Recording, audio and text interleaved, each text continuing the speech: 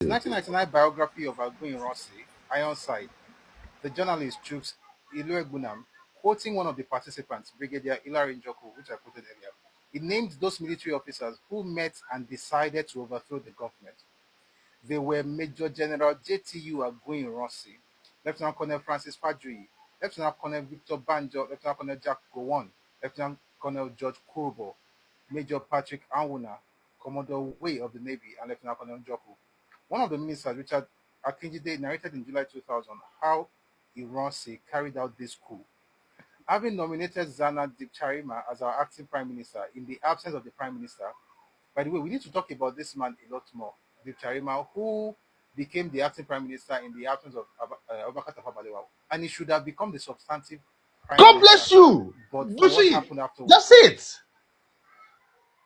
So let's having nominated Zana Dipcharima as our acting prime minister in the absence of the prime minister, whose whereabouts we did not know, we approached the acting president, Nwankwo Rizu, to swear him in because he cannot legitimately act as the prime minister except he is sworn in. So I'll be reading it bit by bit.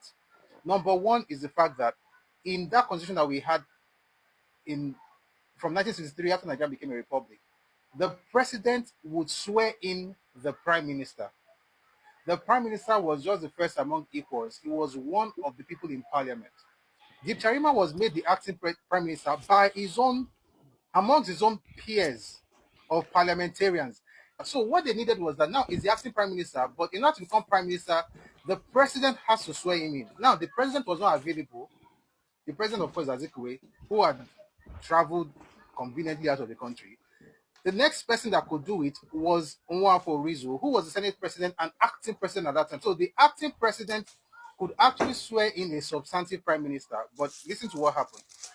We approached the acting president Nwankwo Rizu to swear him in because he cannot legitimately act as the prime minister except he is sworn in.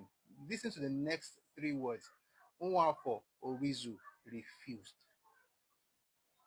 The GOC said he wanted to see all the cabinet members. So when you say that they gave him power, listen to Akinjide. Number one, Nwankwo Rizu refused to swear in Deep Charima. Deep Charima, by the way, his name is not known right now because he was never made the prime minister. He was just the acting prime minister after Tafawa Balewa was in life. So Nwankwo Rizu refused. Who is talking right now? This is Richard Akinjide, who nominated Zana Deep Charima as our acting prime minister in the absence of prime minister, whose whereabouts we did not know. We approached the acting president to Nwankwo Rizu to swear him in because he cannot legitimately act as the prime minister except he is sworn in. Nwankwo Rizu refused. The GOC, who is Aguiyi-Ironsi, said he wanted to see all the cabinet members, and so we assembled at the cabinet office. Well, I have read in many books saying that we handed over to the military.